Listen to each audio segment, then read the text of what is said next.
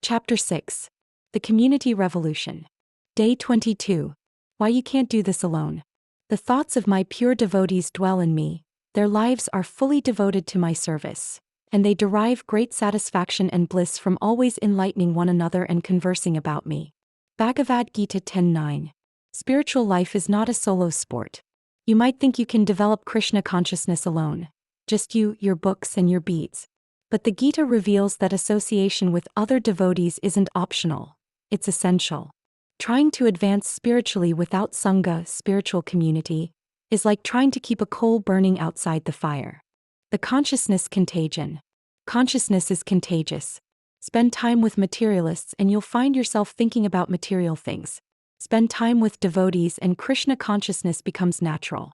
This isn't peer pressure, it's consciousness physics. Just as objects in proximity exchange heat until they reach equilibrium, people in proximity exchange consciousness. Choose your associates carefully, you're choosing your consciousness. The mirror effect. Other devotees serve as mirrors, showing you aspects of yourself you can't see alone. They'll notice when you're making spiritual progress and when you're sliding into Maya. They'll call out your blind spots with compassion and celebrate your victories with genuine joy. Without these mirrors, you can spend years in illusion thinking you're advancing when you're actually stagnating or regressing. The inspiration infrastructure. When you're struggling with spiritual practice, seeing others maintain theirs inspires you to continue. When you see someone who's been chanting for 40 years still enthusiastic, still growing, it proves the path is real and sustainable. Devotee association provides living proof that Krishna consciousness works. Not theoretical proof from books, but practical proof from real people transforming real lives. The collective lift. Certain spiritual practices are exponentially more powerful in groups.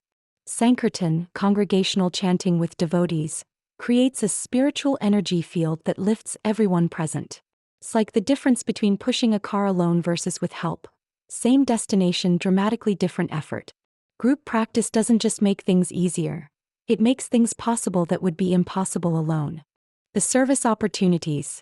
Serving devotees is described as even more pleasing to Krishna than serving him directly. Why?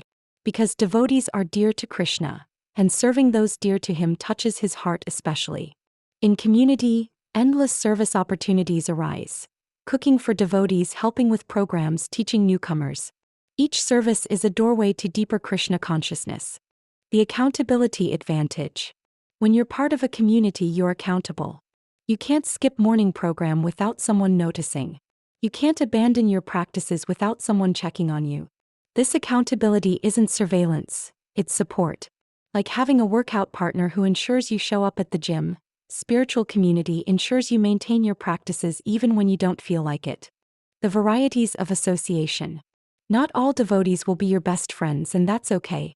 You'll find mentors who guide you, peers who understand you, students who inspire you to grow, challenging personalities who teach you patience. Each type of association serves your spiritual development differently.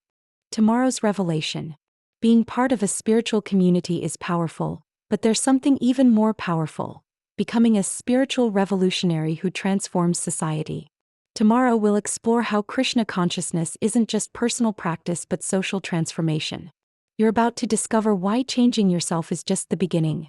The real goal is changing the world. Day 23. Changing the world through consciousness. Whatever action a great man performs, common men follow. And whatever standards he sets by exemplary acts, all the world pursues. Bhagavad-Gita 3:21. You're not here just to save yourself. You're here to be part of a spiritual revolution.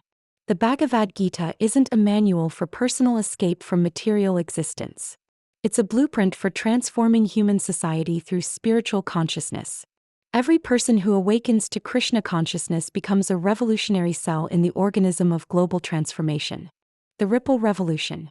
When you transform your consciousness, you create ripples that extend far beyond your personal life. Your family notices your peace. Your colleagues wonder about your joy. Your friends ask about your practices. Without preaching a word, your transformed life becomes a sermon. Without forcing anything on anyone, you become a force for change. The consciousness crisis. Look at the world. Anxiety, depression, addiction, violence, environmental destruction, endless conflict. These aren't separate problems, They're symptoms of a single disease: disconnection from spiritual consciousness. Political solutions won't work. Economic solutions won't work. Technological solutions won't work. Only a consciousness revolution can address the root cause of humanity's suffering. The tipping point theory. Scientists have discovered that when just 10% of a population holds an unshakable belief, it becomes inevitable that the majority will eventually adopt it. This is the mathematical formula for social transformation. Currently, we need millions of people to develop solid Krishna consciousness. Not casual interest, not intellectual appreciation, but deep, transformative, life-changing Krishna consciousness. When this critical mass is reached, the entire world will shift towards spiritual values. The quality over quantity factor. One pure devotee can influence thousands. Bhaktivedanta Swami single-handedly brought Krishna consciousness to the Western world and established a global movement. How? Through the quality of his realization, not just the quantity of his activities. Your depth of practice matters more than your breadth of influence. Better to be genuinely transformed and impact 10 people deeply than to remain superficial and impact hundreds casually. The infiltration strategy. Krishna consciousness spreads through all fields of human endeavor: business, science, arts, politics, education. When Krishna-conscious people enter these fields, they naturally transform them from within. A Krishna-conscious doctor practices medicine as service. A Krishna-conscious teacher educates as devotional offering. A Krishna-conscious artist creates beauty that points toward the Supreme. Each profession becomes a vehicle for spreading spiritual consciousness. Tomorrow's integration. Understanding your role in global transformation prepares you for tomorrow's topic: integrating spiritual and material life without compromise. You're about to discover how to be fully engaged in the world and remaining completely transcendent to it. Day 24. Living in the world but not of it. One who performs his duty without attachment, surrendering the results unto the Supreme Lord, is unaffected by sinful action, as the lotus leaf is untouched by water. Bhagavad-Gita 5:10. The ancient dilemma remains modern. How do you live a spiritual life while fulfilling material responsibilities?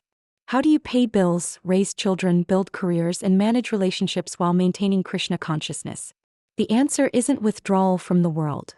It's transformation of your relationship with the world. The sacred integration. The Gita doesn't teach escapism. It teaches engagement, but with spiritual consciousness. You perform the same activities but from a different platform of understanding. Marriage becomes spiritual partnership. Parenting becomes service to Krishna through serving his parts and parcels. Work becomes devotional offering. Money becomes Krishna's energy to be used responsibly. The holistic solution. Modern thinking often creates false dichotomies: spiritual or material, renunciation or engagement, heavenly or earthly. The Gita teaches both/and thinking. You can be completely spiritual and completely practical. In fact, proper spiritual consciousness makes you more effective in material activities, not less. When you're free from anxiety about results, you make better decisions. When you're working for Krishna rather than false ego, you tap into unlimited energy. The consciousness compartment error. Many people try to compartmentalize spiritual time, morning meditation, and material time, rest of the day. But consciousness can't be compartmentalized. You're either Krishna conscious or you're not in every moment. The goal is unified consciousness that sees everything in relationship to Krishna. Your office becomes Krishna's temple. Your family becomes Krishna's devotees. Your money becomes Krishna's energy. The practical mysticism. This isn't impractical idealism, it's practical mysticism. You still balance budgets, but as Krishna's treasurer. You still discipline children, but as Krishna's representative. You still make business decisions, but seeking Krishna's guidance. Everything becomes worship when done with the right consciousness. Tomorrow's depth. Living in the world while remaining transcendent requires understanding the deepest teaching of the Gita. Tomorrow we explore the ultimate secret: complete surrender to Krishna while maintaining full engagement with life. Day 25. The paradox of surrender. Abandon all varieties of religion and just surrender unto me. I shall deliver you from all sinful reactions. Do not fear. Bhagavad-Gita 1866. This verse contains the ultimate secret of the Bhagavad-Gita. But it's also the most misunderstood. Surrender to Krishna doesn't mean becoming passive, helpless, or disengaged. It means becoming the most effective instrument possible for divine will. The controller's paradox. When you try to control everything, you control nothing effectively. Your energy is scattered across countless worries and schemes. But when you surrender to Krishna and focus on your duty, you become incredibly powerful in your sphere of influence. It's like a river fighting against its banks versus flowing within them. The river that flows naturally within its boundaries has tremendous power. The river that fights against them dissipates its energy and gets nowhere. The effort without attachment formula. Surrender means maximum effort with no attachment to results. You plan meticulously, work diligently, and engage fully, but you hold outcomes lightly. This isn't fatalism, whatever happens, happens, but intelligent action combined with philosophical understanding. You do your best while recognizing that Krishna is the ultimate controller of results. The fear factor. Krishna says, "Do not fear," because surrender seems scary to the conditioned mind. We're terrified of losing control, of trusting anyone else with our lives, of not being the center of our own universe. But what are we really afraid of losing? Anxiety? The burden of trying to control everything? The exhaustion of constantly worrying about outcomes? Surrender liberates you from these burdens. The relationship revolution. Surrender isn't submission to a cosmic tyrant. It's trusting relationship with the Supreme Friend. Krishna isn't interested in making you miserable. He wants your ultimate happiness more than you do. The parent knows better than the child what will truly benefit them. Similarly, Krishna sees the big picture that our limited perspective can't comprehend. The progressive practice. Total surrender doesn't happen overnight. Start with small surrenders. Offering your meals, dedicating your work, trusting Krishna with minor decisions. As you see the results, increased peace, better outcomes, growing confidence in Krishna's guidance, you'll naturally surrender bigger areas of your life. Tomorrow's power. Surrender is the foundation, but what's the most practical way to maintain surrender consciousness throughout daily life? Tomorrow we explore the power of constant remembrance, how to think of Krishna while doing everything else. Day 26. The art of constant remembrance. He who remembers me at the time of death will come to me. There is no doubt about this. Bhagavad-Gita 8:5. If remembering Krishna at death guarantees liberation, imagine the power of remembering him throughout life. Constant remembrance isn't an advanced practice for mystics. It's the practical method for busy people to maintain spiritual consciousness while engaged in material activities. The death deadline. The Gita is realistic about death. It's coming and you don't know when. Your consciousness at the moment of death determines your next destination. This creates urgent motivation. You must develop the habit of Krishna consciousness now so it will be natural when death arrives. Whatever you think about consistently throughout life will automatically be your thought at death. If you spend your life absorbed in money, sex, power, or family, those will occupy your mind when you die. But if you train your mind to remember Krishna constantly, he will be your natural final thought. The multitasking method. People worry that thinking of Krishna will interfere with their work or relationships. The opposite is true. Krishna consciousness enhances everything else. Your mind naturally has background awareness while performing tasks. Instead of anxious background chatter, you can have Krishna consciousness. It's like background music while working. The music doesn't interfere with your tasks. It improves the experience. Similarly, background Krishna consciousness doesn't diminish your effectiveness. It increases your performance in practical work. The name advantage. Krishna's names are the easiest aspect to remember constantly. While driving, you can silently chant. While waiting, you can mentally repeat the Mahamantra. While walking, you can coordinate steps with holy names. The names require no physical setup, cost nothing, work anywhere, and are always available. They're the perfect portable practice for constant remembrance. The association method.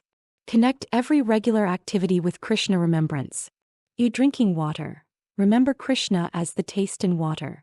Is seeing light. Remember Krishna as the source of illumination. A hearing sound. Remember Krishna as primordial sound. Feeling breeze. Remember Krishna as life air. This isn't forced symbolism. These are actual ways Krishna manifests in material nature. By recognizing his presence everywhere, remembrance becomes natural and constant. Changing problems into practice. Transform obstacles into opportunities for remembrance. Traffic jam? Extra time for mental chanting. Difficult person? Opportunity to see Krishna's part and parcel. Challenge? Chance to depend on Krishna's guidance. Every problem becomes a reminder to remember Krishna. Tomorrow's secret. Constant remembrance develops naturally through understanding Krishna's personality. Tomorrow we explore the most attractive aspects of Krishna that automatically draw the mind and heart toward him. Day 27. The all-attractive person. I am the taste in water, the light in the moon and sun, the sound in ether and ability in man. Bhagavad-Gita 7:8. Krishna means all-attractive. But what makes someone all-attractive? The Gita reveals that every beautiful, powerful, or wonderful thing you've ever experienced is a spark of Krishna's infinite attractiveness. Understanding this transforms how you see everything around you. The beauty connection. Every sunset that stops you in wonder, every piece of music that moves you to tears, every moment of natural beauty that makes you catch your breath. These are glimpses of Krishna's beauty filtered through material nature. The Gita explains that whatever is beautiful, powerful, or glorious is but a spark of Krishna's splendor. This means beauty isn't separate from spirituality. It's a pathway to spiritual realization when properly understood. The personality revelation. Many spiritual traditions present the absolute as impersonal, formless, or beyond human comprehension. The Gita reveals something more intimate. The ultimate reality is a person, Krishna, with unlimited attractive qualities. He has form, but it's spiritual form. He has personality, but it's perfect personality. He has relationships, but they're eternal and flawless.